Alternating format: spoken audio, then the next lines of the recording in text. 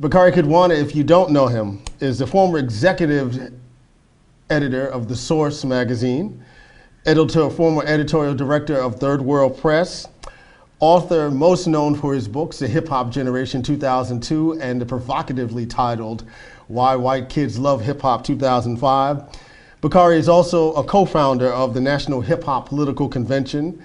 He's currently now an editor-at-large at newsone.com and also the CEO of Rap Sessions. How you doing this afternoon, Bakari? I'm great. I want to stay on Jay-Z a little bit here.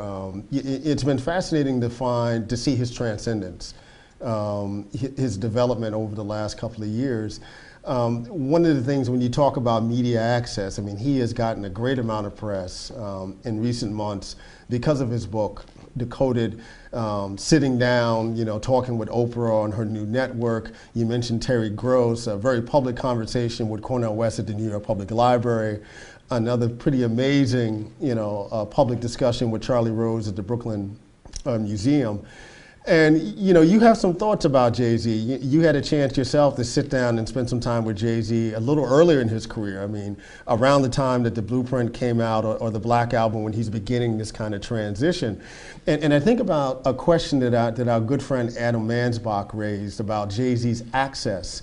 That, at some point, at this point, he's really more accessible in his career to mainstream media than he's ever been. And is part of that simply because folks are just really caught up in the story of Jay-Z that they're not really going to ask him the hard, difficult questions about what kind of responsibility he has in terms of the work that he's already created and the groundwork that he's laid, and what kind of expectations we should have of an adult Sean Carter, worth how many millions of dollars going forward.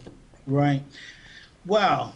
Those are all big questions. I mean, I think a part of the problem with the interrogation of Jay-Z that you're calling for is the interviewer. Yeah. I think we saw this problem early on with hip hop literature, hip hop production, commentary on hip hop in the book form.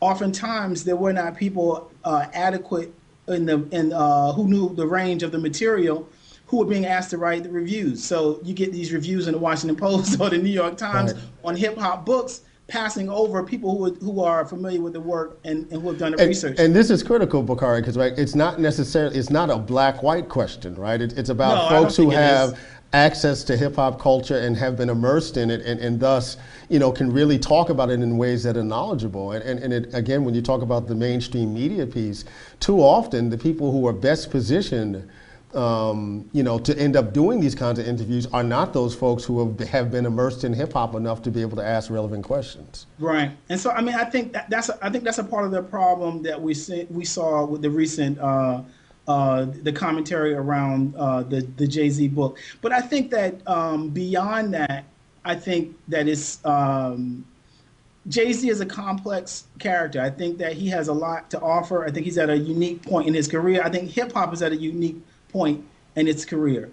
And so I think this is the first time that we have someone of this kind of senior statesman level who's not only an artist, right, but who is also a theorist. Right. And this is very important because a lot of times we don't make this distinction between the artist and the theorist. I think Chuck D, KRS-One, these are hip hop artists who are also theorists. Jay-Z is a hip hop artist who's a theorist.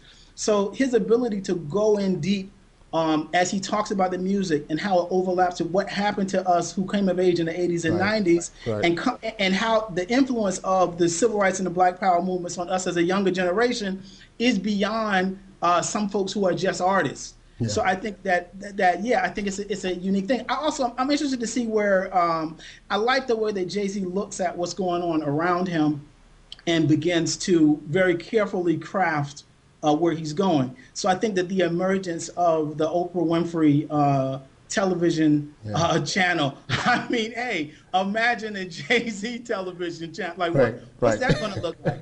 Right. And one thing that's also, I think, very important about him is his ability to empower, not only his ability, but his willingness to empower his own people to tell his story or to tell our story. So, I mean, I think unlike some of the other folks that we've seen that's gotten to this level of financial success, I think he is very much has his mind on Black culture and Black people and how is that story best told as someone coming from where he came from, and the ability to continuously tell his own story and not have the corporate influences and the other influences try to take that story in a different direction.